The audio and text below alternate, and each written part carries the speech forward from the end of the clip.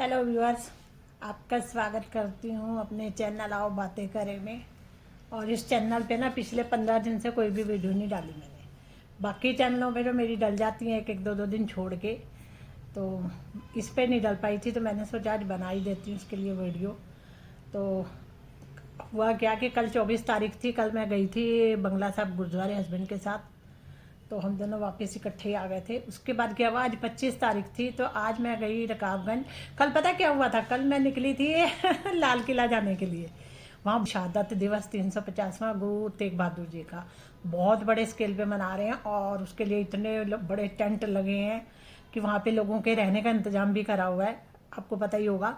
और दूर दूर से बसों में भर भर के लोग आ रहे हैं, और खाने का तो इतना बड़े स्केल पे किया है कि वहाँ पे गुरु तेग बहादुर से संबंधित वो म्यूज़ियम भी है, और कीर्तन तो खैर हो ही रहा है।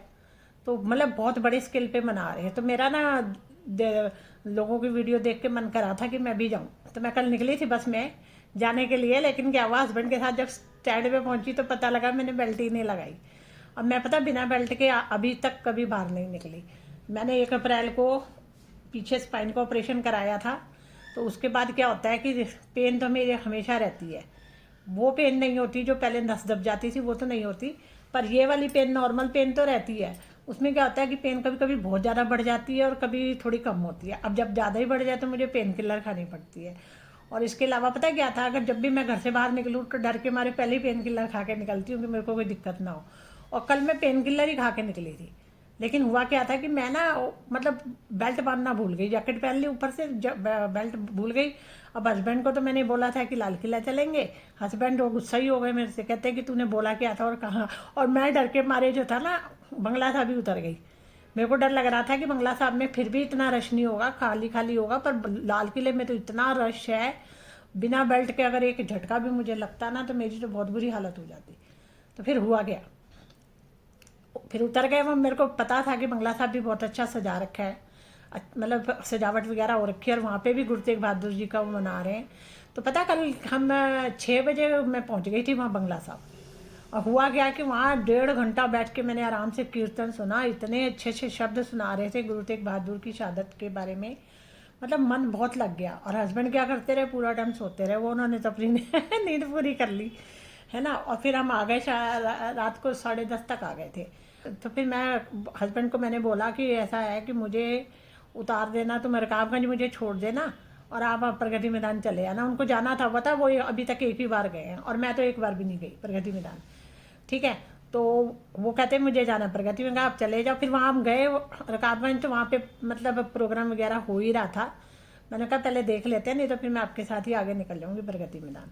तो उसके बाद क्या हुआ, वहाँ गए ना रकाबगंज, तो वहाँ पे हो रहा था प्रोग्राम। तो फिर मैंने हस्बैंड को बोला कि आप तो चले जाओ, अगर आपको जाना है तो प्रगति मैदान, मैं यहीं पे रहूँगी, कीर्तन वगैरह सुनूंगी, सब देखूंगी इधर उधर, है ना। तो पता क्या था वहाँ पे रकाबगंज में, बता रही हूँ कि इस बार मुझे बहुत खुशी हुई। किस बात की, इस बार मुझे इस बात की खुशी हुई कि मैं पहले ये सोचा करती थी कि ये जो मतलब किसी भी हम गुरु का शहादत दिवस मनाते हैं ना, उसमें क्या करते हैं, इतना अच्छा गुरुद्वारा सजाया होता है, इतने सारे खाने के स्टॉल लगे होते हैं, जैसे कि वो नहीं होता जैसे कि आप वो प्रकाश पर्व मना रहे हो।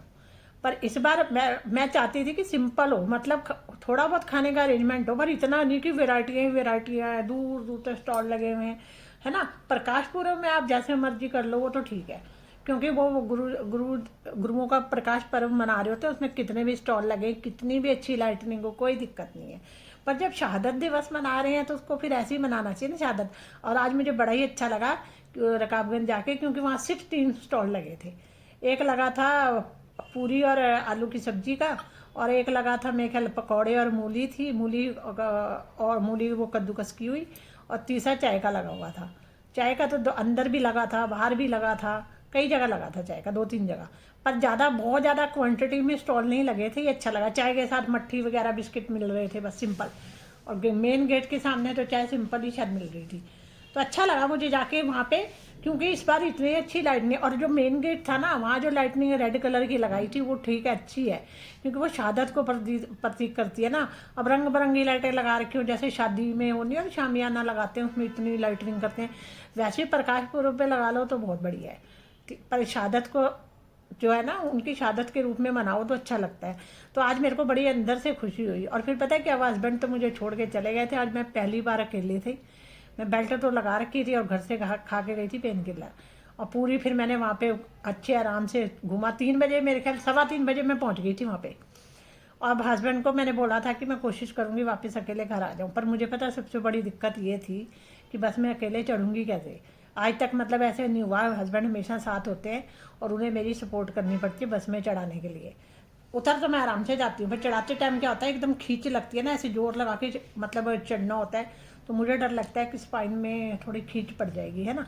तो आज मेरे को बड़ा डर ही लग रहा था। मतलब वहाँ पे देखो नगर कीर्तन भी कितना लेट आया। 4 बजे नगर कीर्तन आना था, वो आया पता नहीं 5 बजे के आसपास, 5, 5, 5:15 आ रहा था ऐसे, है ना। तो मैं घर 7 बजे पहुँच गई।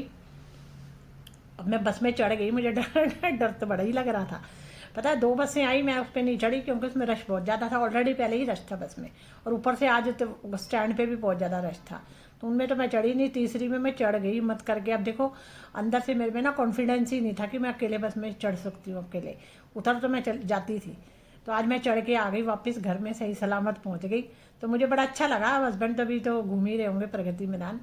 तो अच्छा लगा, मतलब गुरुद्वारे जाके अच्छा लगा वहाँ पे। पर एक बात थी वहाँ पे ना, वो जो बड़ा उनका हॉल था वहाँ पे प्रोग्राम नहीं हो रहा था। और बाकी गुरुद्वारे के अंदर हो रहा था, मैंने मत्था भी टेका आराम से, पर वहाँ पे ना बैठने की कोई सीट ही नहीं थी।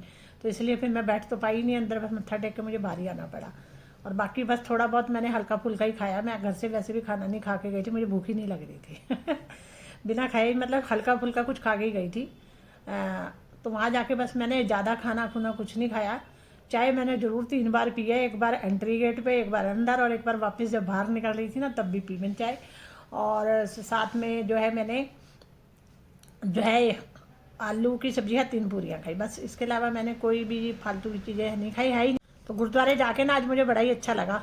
अब शायद मेरे में धीरे धीरे कॉन्फिडेंस आएगा कि मैं खुद अकेले जा सकूँगी। बस में चढ़ने की दिक्कत है बस, और कोई दिक्कत नहीं है। चलो मिलती हूँ आपसे नेक्स्ट वीडियो में। आज जाके मुझे बहुत शांति मिली, अच्छा लगा। और नगर कीर्तन लेट इतना आया, इतना रश हो गया था उसके बाद। और अच्छा है मैंने सारा शूट वूट कर लिया अपने आप को बचा के, क्योंकि भीड़ भड़क्के में धक्का भी लग सकता है। तो अपने आप को, और मैं घर आ गई, हस्बैंड तो भी आए नहीं है, आ जाएंगे भी थोड़ी देर में घूम घाम के। तो चलो मिलती हूँ आपसे नेक्स्ट वीडियो में, तब तक के लिए बाय बाय।